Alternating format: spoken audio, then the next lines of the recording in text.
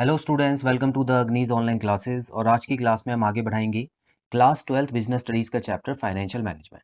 सो students, आज का topic हमारा है इम्पैक्ट ऑफ फाइनेंशियल लेवरेज।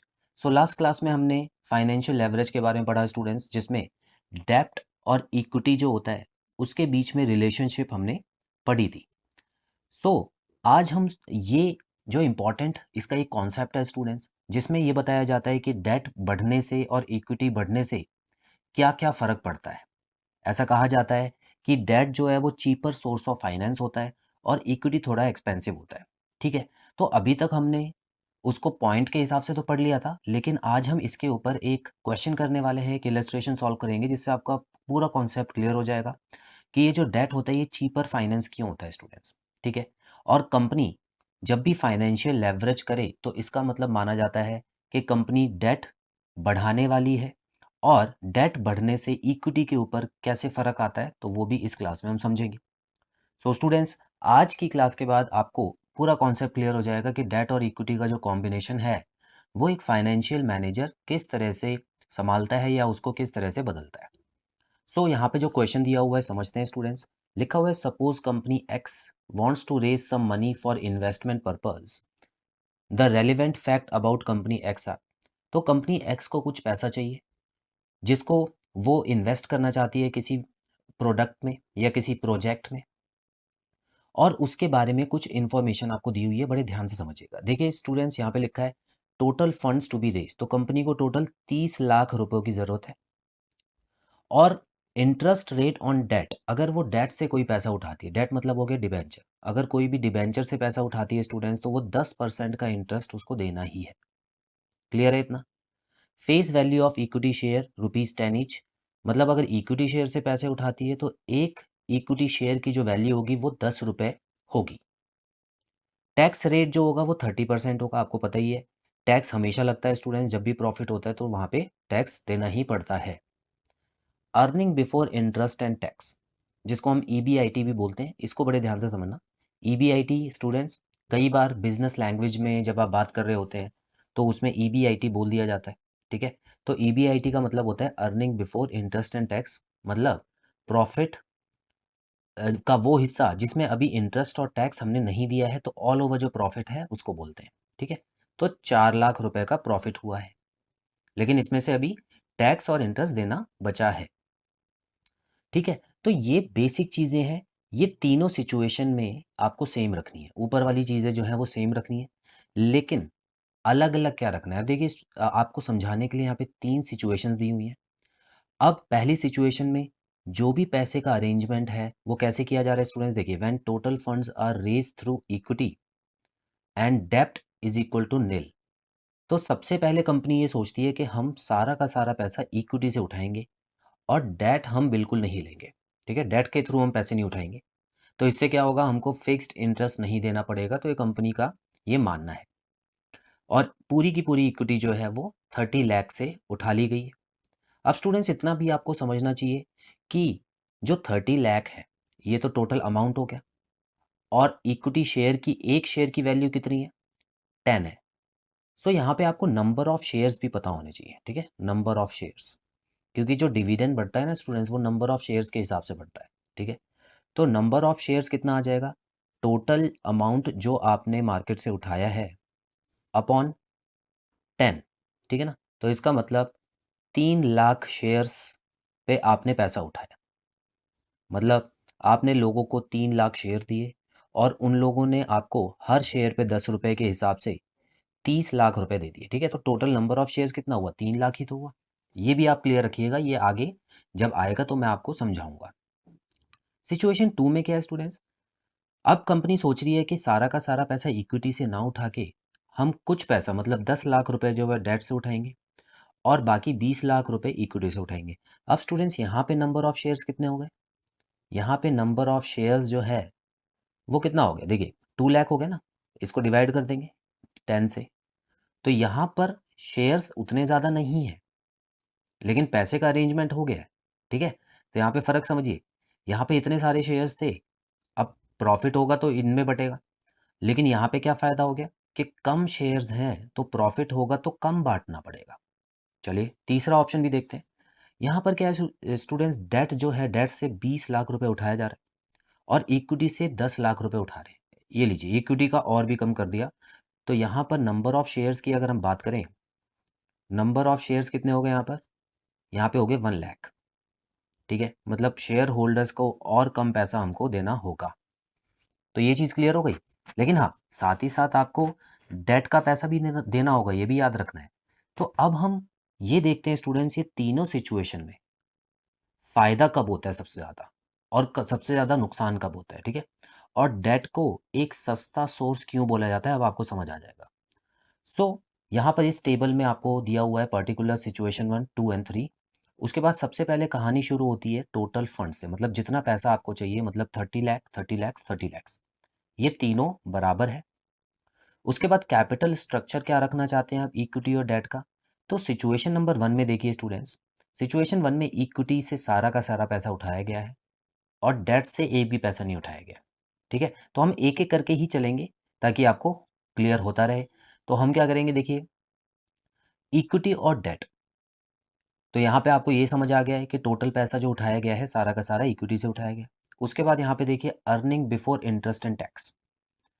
तो ऊपर वाला कॉलम अलग है और अब यहाँ से कैलकुलेशन जो है वो शुरू हो रही है। ठीक है, ऊपर वाला कॉलम आपको बनाना तो है, लेकिन अभी 30 लाख में कुछ प्लस माइनस नहीं होगा।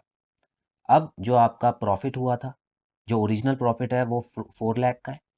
ठीक है, इसमें सबसे पहले ऐसा कहा जाता है, सबसे पहले आपको थर्ड पार्टी का पेमेंट करना होता है। थर्ड पार्टी बेसिकली जिनसे आपने उधार लिया हुआ है, और टैक्स से भी पहले इंटरेस्ट देना होता है ना। हमने पढ़ा था ना पॉइंट, जिसमें बोला गया था कि इंटरेस्ट पेमेंट पहले होती है, टैक्स बाद में लगेगा।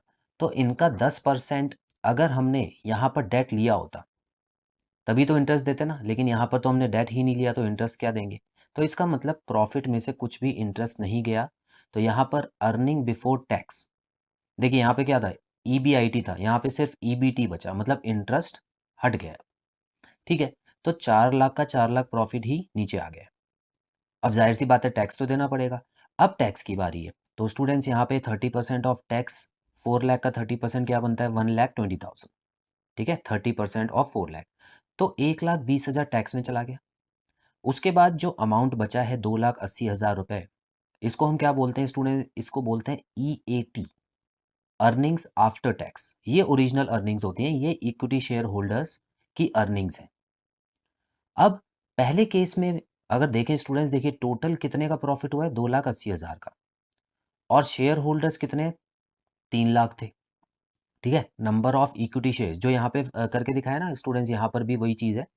30 लाख रुपीज़ को 10 से डिवाइड कर दिया है, तो नंबर ऑफ इक्विटी शेयर्स आ गए। तो इतना पैसा इतने शेयर्स में ही तो बटेगा। ठीक है, तो अगर हम इसको डिवाइड कर दें तो यहाँ पर आ जाएगा 0.93। इसका मतलब हर इक्विटी शेयर होल्डर को 0.93 का प्रॉफिट हुआ है। इसको बोलते हैं अर्निंग्स पर शेयर, ईपीएस भी बोलते हैं स्टूडेंट्स। ठीक है, ये शॉर्ट फॉर्म्स आप धीरे धीरे याद कीजिएगा इस टेबल को अच्छे से समझने के बाद। तो यहाँ पर हर शेयर होल्डर को 0.93, लगभग 1 रुपये का प्रॉफिट हो गया। इतना क्लियर है। ये केस कब का है, जब सारा का सारा पैसा इक्विटी शेयर से उठाया था, डेट नील था। अच्छा, दूसरे केस पे आते हैं स्टूडेंट्स। ठीक है, 30 लाख यहाँ पे हो गए। उसके अलावा इक्विटी से 20 लाख उठाया था और डेट से 10 लाख उठाया था। ये तो हो गया कैपिटल स्ट्रक्चर। अब हम ईबीआईटी को दोबारा लिख लेते हैं, 4 लाख, कैलकुलेशन यहाँ से शुरू होगी। 4 लाख में से 1 लाख चला गया इंटरेस्ट का। ठीक है, अभी बात हुई थी ना, इंटरेस्ट जो है वो सबसे पहले देना होता है। तो स्टूडेंट्स 10% जो है वो इंटरेस्ट चला गया, क्वेश्चन में दिया हुआ था 10%। तो 10% किसका, 10 लाख का। ठीक है, अब ये 10 लाख कहाँ से आ गया, देखिए स्टूडेंट, जितना पैसा डेट से उठाएंगे, ठीक है, जितना उधार लेंगे उसी का तो इंटरेस्ट देंगे ना। तो 10% 10 लाख पे, टोटल 30 लाख पे मत दे देना। ठीक है, अब यहाँ पे 10% हो गया 10 लाख का, 1 लाख, तो 1 लाख रुपए यहाँ पे इंटरेस्ट चला गया। अब बारी आती है टैक्स की। तो यहाँ पे बिल्कुल उसी तरह 30% जो टैक्स लगेगा 3 लाख पे लगेगा, तो इतना टैक्स हो गया 90,000, जो कि यहाँ पे सब्ट्रैक्ट हो जाएगा। ठीक है, चलिए अब यहाँ पे देखिए टैक्स का अमाउंट थोड़ा कम हो गया हमारे लिए। ठीक है, अब आगे देखते हैं। यहाँ पर देखिए 2,10,000 रुपए जो था, यहाँ पे ईएटी आया है, मतलब अर्निंग्स आफ्टर टैक्स। अब 2,10,000 तो आया है। अब आप कहेंगे यहाँ पर तो प्रॉफिट ज़्यादा था, यहाँ पे कम है।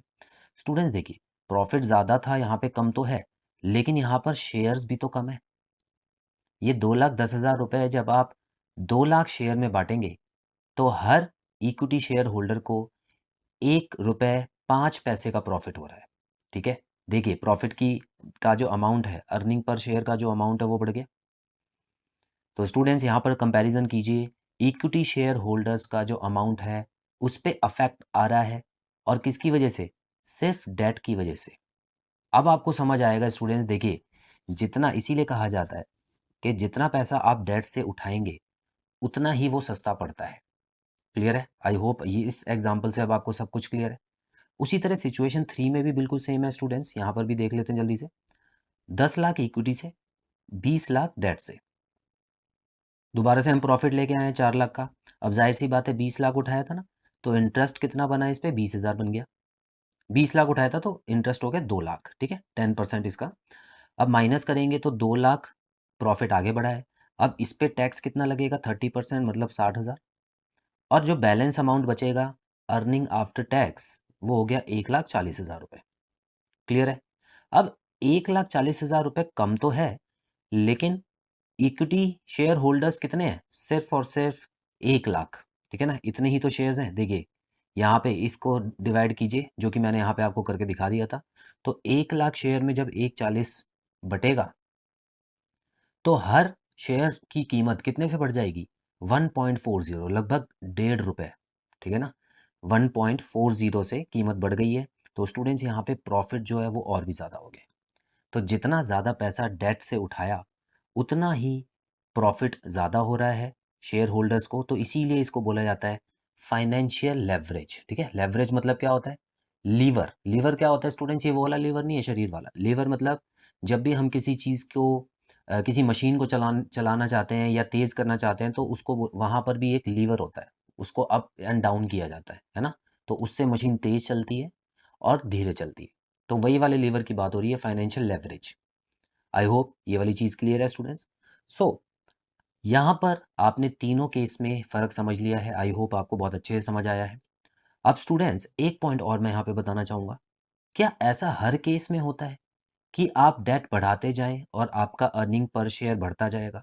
सो स्टूडेंट्स इसका जवाब है नहीं, ऐसा हर केस में नहीं होता। ऐसा सिर्फ उन्हीं केस में होता है स्टूडेंट्स जिनमें प्रॉफिट की परसेंटेज जो थी वो ज़्यादा होती है रेट ऑफ इंटरेस्ट से। रेट ऑफ इंटरेस्ट से प्रॉफिट की परसेंटेज ज़्यादा होती है। अब आपको ये समझ नहीं आया होगा, अब मैं आपको समझाता हूँ। देखिए स्टूडेंट्स, यहाँ पर इंटरेस्ट रेट ऑन डेट कितना था? 10% था ना, मतलब उधार पे 10% हमको देना था। और यहाँ पे प्रॉफिट परसेंटेज क्या थी? जिसको हम बोलते हैं रिटर्न ऑन इन्वेस्टमेंट।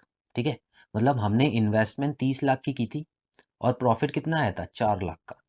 4 लाख को हम ऊपर लिखेंगे और अपॉन में 30 लैक्स लिखेंगे,